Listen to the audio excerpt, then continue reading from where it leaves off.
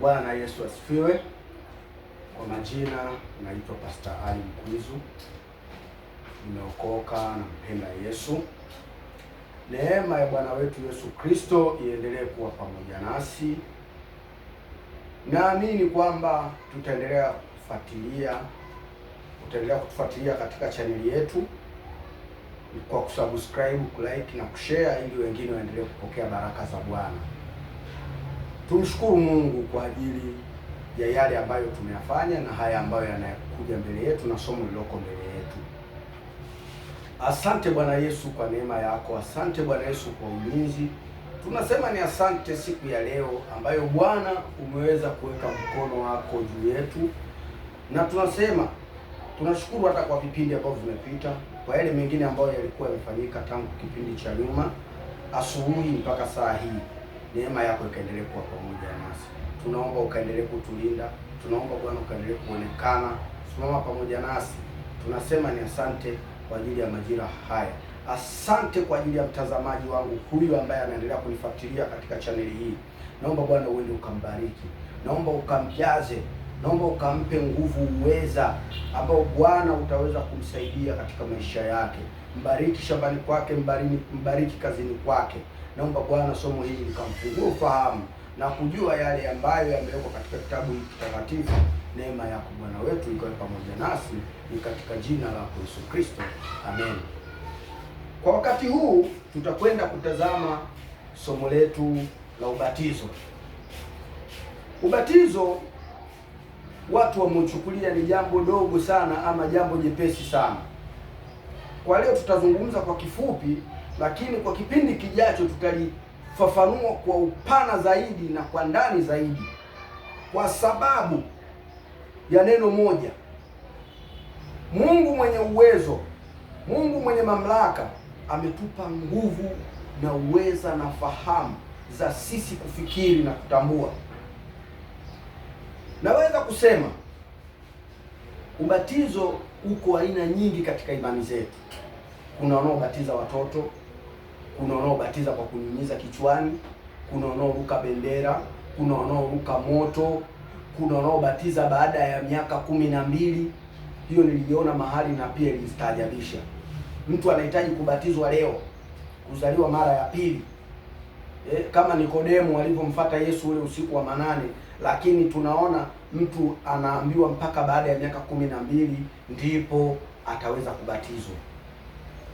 Hayo ni mawazo ya mwanadamu aliyokuja nayo, sio wanadamu wote, ni baadhi ya wanadamu. Je, Biblia inatuambia nini kuhusu ubatizo? Una mambo mengi sana, lakini tutajifunza machache. Hayo machache tutakayojifunza ni yapi? Twende tukayatazame. Tutaanza katika kitabu cha Waefeso. Waefeso 4 inazungumza nini kuhusiana na mambo ya ubatizo? Tuangalie katika kitabu cha Waefeso 4. Waefeso 4. Acha tutumie simu kwa wakati huu. Waefeso 4 anasema 4:5 na 6. Anasema Bwana mmoja, imani moja na ubatizo mmoja, Mungu mmoja, naye ni Baba wa wote, aliye juu ya yote, katika yote, ndani ya yote. Sasa kama sisi tuna Bwana mmoja, tuna imani moja, haya maubatizo mengine yanatoka wapi? Ya kubatiza watoto. Na Biblia inatuambia nini? Lazima tuichunguze kidogo, itupe maelezo. Je, kuna ukweli na usahihi katika hayo? Maana tuna Bwana mmoja, tuna imani moja. Je, haya mengine yanatoka wapi? Bwana wetu ni Kristo. Ubatizo wetu tunaamini ni wa kuzamishwa katika maji mengi, kama Yesu alivyozamishwa katika mto Yordani. Hakuna Yesu alipobatizwa kwenye kibakuli wala katika birika popote. Labda katika kisima tunaruhusu kubatiza kwa sababu ni sehemu ambayo inakusanywa maji mengi, lakini sio katika bakuli. tutajaribu kudadavua wakati mwingine tukipata nafasi, historia ya ubatizo, ni kwa nini watu walianza kubatizana katika maji madogo. Tutatafuta na wengine wanaoruka moto na kadhalika. Sasa Bwana wetu ni mmoja, Yesu Kristo. Imani yetu ni moja ya Ukristo ama ambayo inamwamini Kristo, na ubatizo wetu ni mmoja wa kuzamishwa katika maji mengi. Ubatizo huu alikuja nao Yohana akibatiza kule Yordani, na Bwana wetu Yesu Kristo alibatizwa na huu. Hata wanafunzi wake Yesu alipokuja, ukisoma vizuri mapitio yote ya wanafunzi wake, wote walibatiza kwa maji mengi katika mito. Tunamwona hata towashi alipokuwa yuko barabarani, hajaelewa ile torati vizuri, Mungu alimwagiza Filipo aende akamwelekeze. Alikwenda akamwelekeza na mambo yakaenda vizuri. Sasa kama mambo yalikwenda vizuri, sisi tunashindwaje? Wapi tunashindwa kuelewa kwamba ubatizo ni wa maji mengi? Maana ubatizo utakuja kutufafanulia kwamba tunatakiwa tubatizweje na tunatakiwa tuwe watu wa aina gani, na tunapobatizwa tunapokea nini, tunakuwa na nini. Twende katika kitabu cha, tukiangalia kama tulivyosema katika kitabu cha Luka kwamba haya mambo yametafutwa kwa usahihi. Kama yalitafutwa kwa usahihi, ina maana hakuna ambacho kimekwenda kinyume, yote yako sawa sawa. Na ukiona mtu anaongeza, huyu anajitafutia mwenyewe jehanamu. Tuangalie katika kitabu cha Mathayo 28.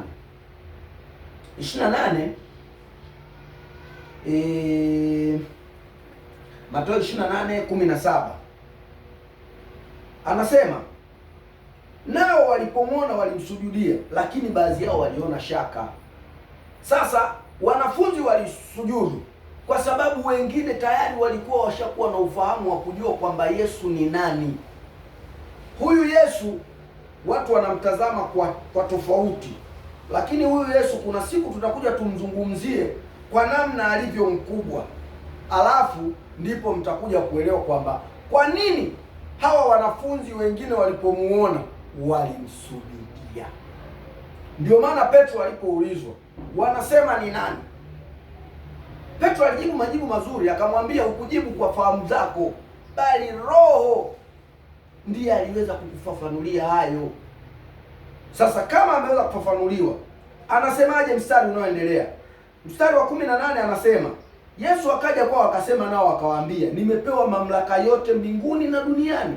Elewa neno mamlaka. Elewa neno mamlaka. Mamlaka ni kwamba Yesu Kristo amekabidhiwa kila kitu. Kama amekabidhiwa kila kitu, wewe ni nani? Wewe ni nani wa kupinga mamlaka ya Yesu? Huna mamlaka, huna uwezo wa kupinga Yesu anaposema ndio.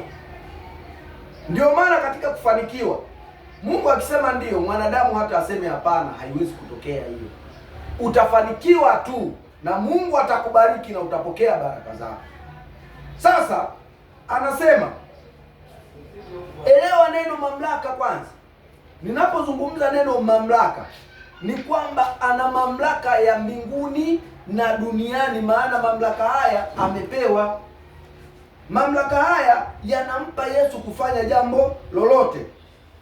Ndiyo maana alikuja kuwataarifu wanafunzi wake, akasema, alipokuja kwao akawaambia, nimepewa mamlaka yote mbinguni na duniani. 19 anasema, basi enendeni mkawafanye mataifa yote kuwa wanafunzi, mkiwabatiza kwa jina la Baba, Mwana na Roho Mtakatifu.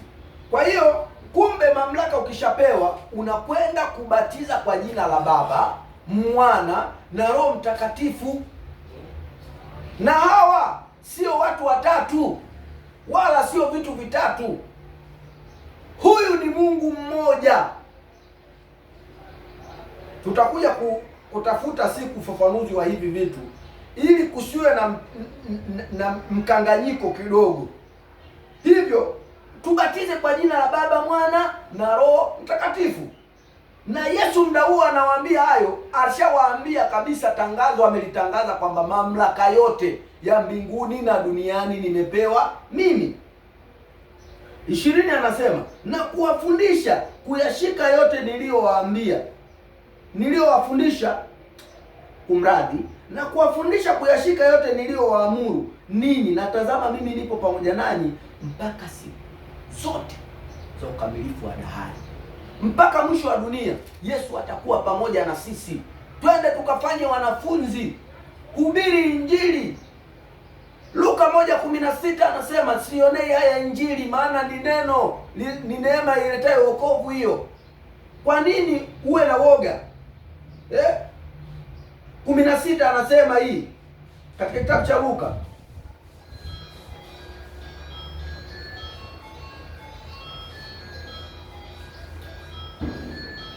Kwa maana sionei haya Injili, maana ni neema ya Bwana iletayo nini? Wokovu. Sio Luka, ni Warumi, kumradi. Ni Warumi 1:16. Kwamba kwa maana sionei haya Injili, kwa sababu ni uweza wa Mungu uletao wokovu kwa kila aminiye, kwa Myahudi kwanza na kwa Myunani pia. Sasa sisi ni watu ambao tuko tayari kupeleka Injili mbele, lakini je, tunafanya watu kuwa wanafunzi? Tunafanya watu kuwa wanafunzi? Maana ili mtu umbatize lazima umtengeneze kuwa mwanafunzi. Unapomtengeneza kuwa mwanafunzi, ndipo anakuwa na utayari wa kwenda wewe kumbatiza kwa jina la Baba, Mwana na Roho Mtakatifu. Sasa tuangalie katika kitabu cha Marko 15:16 kumradi 15:16 anasema, 16:15 anasema, akawaambia, enendeni ulimwenguni mote mkaihubiri Injili kwa kila kiumbe, aaminie na kubatizwa ataokoka. Kwa hiyo kumbe, ili upate wokovu wa Yesu Kristo lazima utengeneze neno imani. Imani lazima uitengeneze, lakini lazima uenende ulimwenguni, maana wale watu hawezi kupokea Injili bila wewe kwenda. Unatakiwa uamke uende. Tunahubiri katika vyombo vya habari, TV na kadhalika, lakini sisi tunakwenda kwa watu wa mataifa, mtu na mtu. Si kwamba tunaishia kwenye vyombo vya habari tu kama hivi mnavyotazama katika hii channel. Hapana, tunakwenda kwa mtu na mtu. Hatuionei haya Injili. Warumi 1:16 inasema, sionei haya Injili, maana ni neno la Mungu letao wokovu. Sasa naoneaje hiyo wakati nitakuja nitaulizwa? Anaendelea kusema, aaminie na kubatizwa ataokoka, asiyeamini atahukumiwa. Sasa subiri hukumu, kwa sababu wewe huamini. Wewe si huamini, subiri hukumu. Maana utakapookoka utakuwa huna hukumu, lakini kama utakuwa hujabatizwa na kuokoka na kufanya yale ambayo yanatakiwa, lazima uhukumiwe. Ubatizo tunaozungumza hapa ni ubatizo wa maji mengi. Tusije tukaenda kwa kuwaza kwamba kuna ubatizo mwingine tofauti na wa maji mengi. Ukiona mtu anabatiza mtoto, si kweli. Maana neno la kuamini, tunaposoma katika kitabu cha Marko anasema aaminie na kubatizwa.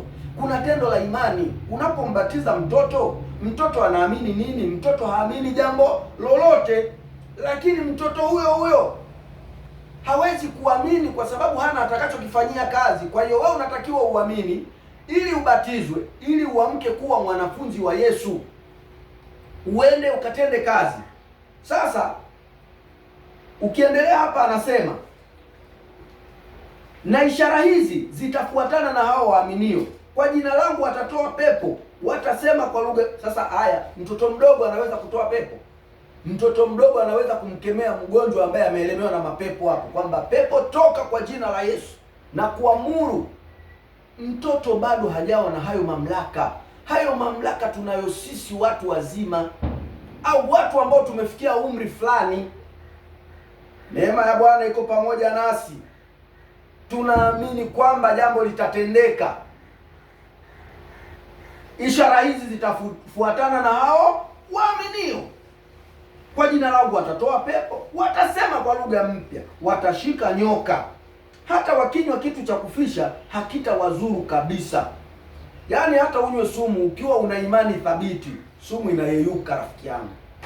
Usilolijua, kwa Yesu Kristo hakuna kinachoshindikana. Yote yanawezekana. Ukisikia wanasema kwa Yesu yote yanawezekana, amini.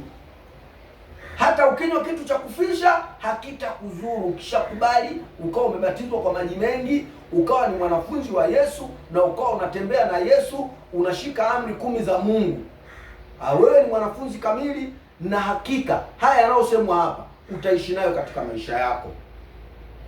Watashika nyoka, hata wakinywa kitu cha kufisha hakitawazuru kabisa. Wataweka mikono yao juu ya wagonjwa, nao watapata afya. Basi Bwana Yesu baadaye kusema maneno Bwana Yesu baada ya kusema nao akachukuliwa juu mbinguni, akaketi mkono wa kuume wa Mungu. Na wale wakatoka wakahubiri kote kote, Bwana akitenda kazi pamoja nao na kulithibitisha lile neno kwa ishara zifuatana nao. Sasa tunarudi hapa, tunasema Yesu baada ya alichukuliwa mbinguni, Yesu hakubaki kaburini. Yesu si mfu. Ndiyo maana tunasema kama Yesu asinga alikufa, basi sisi imani yetu tunaomwamini Yesu, na sisi imani yetu ingalikuwa imekwisha. Lakini kwa sababu Yesu alifufuka katika wafu, Yesu akashinda kaburi, Yesu akashinda mauti. Ndugu mtazamaji unayenitazama kwa wakati huu, nataka nikupe neno moja, kwamba kwa kuwa Yesu alishinda, na wewe utashinda. Lakini hakikisha ishara hizi zinafuatana na wewe na unabatizwa kuwa mwanafunzi wa Yesu. Hili somo ni refu kidogo, nalo tutaendelea kulichimba zaidi na zaidi.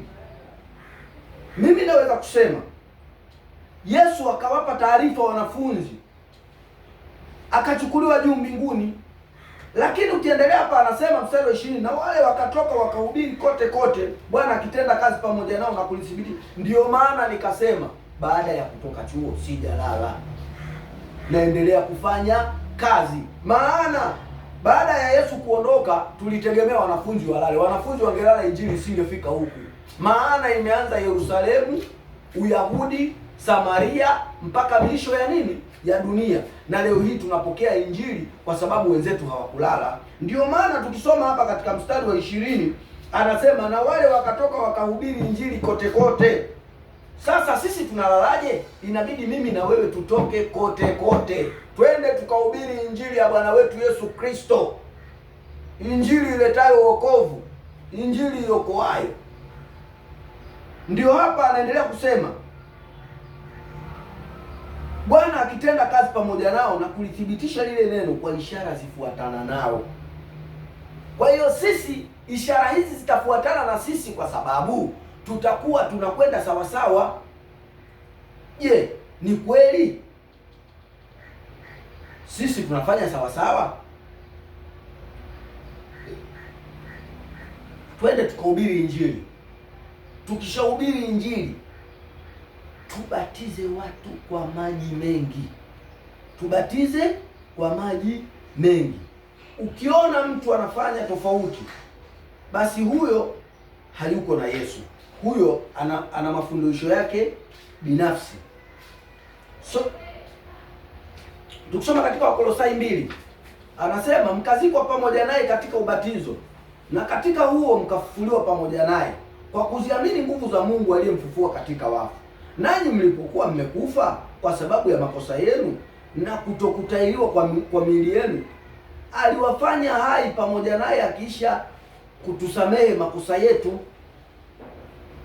Sasa tulisamehewa makosa kwa sababu ya ubatizo. Yesu alipopitia haya, sisi ndio tukapata wokovu.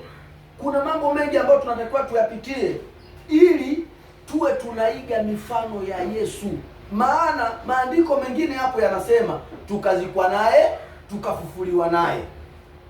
Sasa kama tulikufa naye, tulikufaje? Je, ulikufa wakati ule? Hapana. Unapozamishwa kwenye maji mengi, tafsiri ni kwamba wewe unazaliwa kwa maji unakuwa umezaliwa upya. Ina maana umezikwa na kuzaliwa upya. Sasa tunazikwa pamoja naye katika ubatizo na kufufuliwa pamoja naye. Kwa hiyo ubatizo wa hapa huwezi kusema umezikwa. Na kama tunasema ubatizo wa maji mengi ni kuzaliwa upya, nani anayezaliwa kichwa tu? Sijawahi kuona kwamba mtu anazaliwa kichwa. Mtu anazaliwa mwili mzima. Na ndiyo maana tunasema ubatizo ni wa maji mengi. Tunawazamisha ndani ya maji mengi, tunakuweka chini, tunazamisha. Sema jambo moja, kwamba ubatizo sahihi ni upi? Ubatizo sahihi ni ule ambao tunabatizwa kwa maji mengi na ambao Yesu Kristo aliusema. Ukiona ubatizo mwingine tofauti na huo ni tofauti. Yesu Kristo alikuwa kielelezo wa kila kitu ambacho tumekwenda kukifanya. Neema ya Bwana, kwa sababu itaenda kuwa pamoja nasi, tunakwenda kuhitimisha kwa leo kwa haya mafupi, na tutaendeleza kwa sababu haya ni masomo ambayo ni endelevu, yataendelea kwa wakati mwingine. Tunaomba tuwakaribishe. Kama kutakuwa na maswali au maoni, basi mtatupigia simu, lakini pia kama mtakuwa mnahitaji maombi na maombezi, basi mtapiga kwa namba hizi ambazo zitapokelewa na mtapatiwa maombi na ushauri vile vile, na kwa mambo mengine ambayo tunaweza kusaidiana kwa ajili ya ufalme wa Mungu. Mtaweza kutafuta katika namba ya 0652 93 66 38, 0652 93 66 38, 0652 93 66 38. Kama utataka kupiga katika Voda utaandika 0750, namba za mbele ni hizo hizo 9366 38. Utanipata hewani na utahudumiwa kwa yale mahitaji yako ambayo utakuwa nayo. Tunapatikana Dar es Salaam. Mungu awabariki kwa kunisikiliza. Naomba muendelee kutufuatilia katika chaneli yetu na muendelee kusubscribe na kushare, ili wengine waendelee kupokea jumbe hizi na kujifunza na kujua yale yaliyo kweli katika neno la Mungu. Mungu atubariki na Mungu awabariki katika Kristo Bwana wetu. Amen.